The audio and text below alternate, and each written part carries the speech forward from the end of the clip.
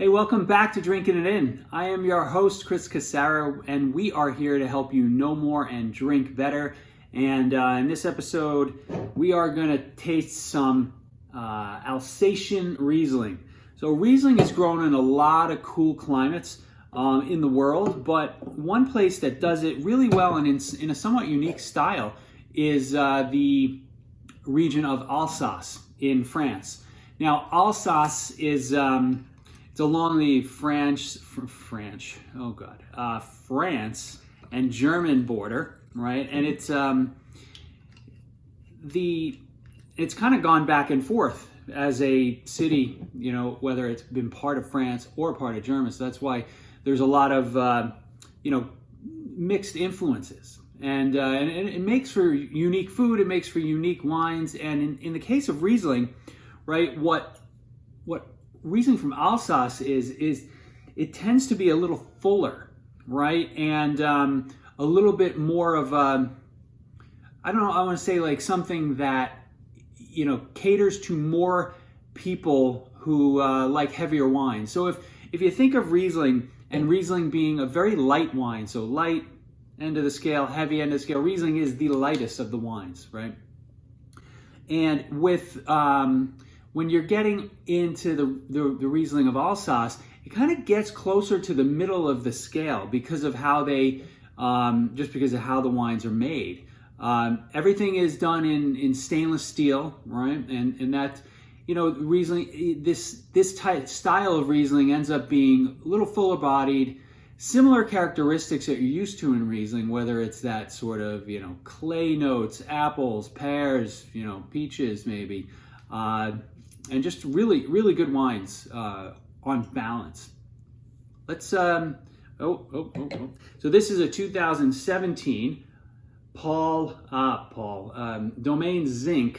I think Paul Zinck is one of the proprietors, but I'm not positive. I don't know why I have Paul on the brain. It's a 2017. And this wine, it has the dry to sweet scale, and it goes from 1 to 8. And this is on number 1, so it's the driest of the dry.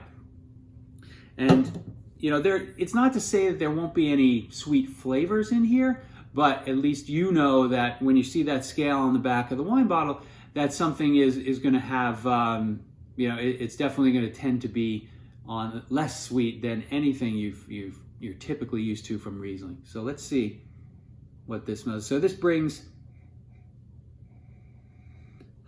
So it has that distinct sort of clay, wet slate type of aroma. This one smells like it's going to be pretty appley, maybe even a little peachy. And I have a sense there's some minerality that's going to be part of this experience. So a lot happening in this wine. Well, let's give it a taste.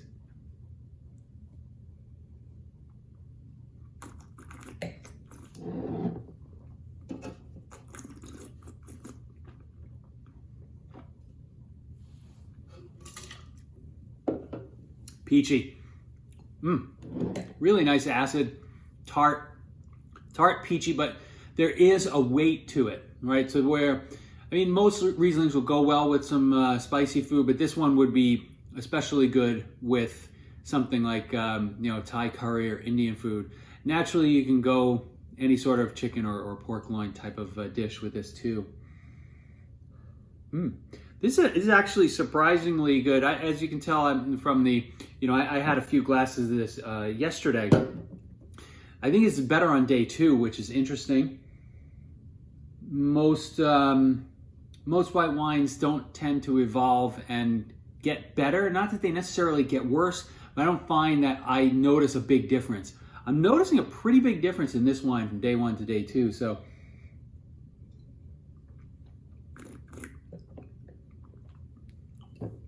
you also get a little bit of lemon peel on there, and almost a nutmeggy spice. This is a really good. I'm really enjoying this guy, and it's got a fun label, you know. So if you happen to see the Zinck Riesling, right? Or really, I think you really need to get out and try some Riesling from Alsace. because, you know, it's certainly, if you like Riesling, try a Riesling from Alsace if you haven't already. But if you're usually, you know, if you have people who are usually drinking a lot of Chardonnay and you want to try something a little different, you wouldn't immediately say, okay, go to Riesling. But I think that Riesling from Alsace can bridge the gap, and it's a pretty cool way to experience the grape. So hope you enjoyed the episode, and I'll see you again soon. Cheers.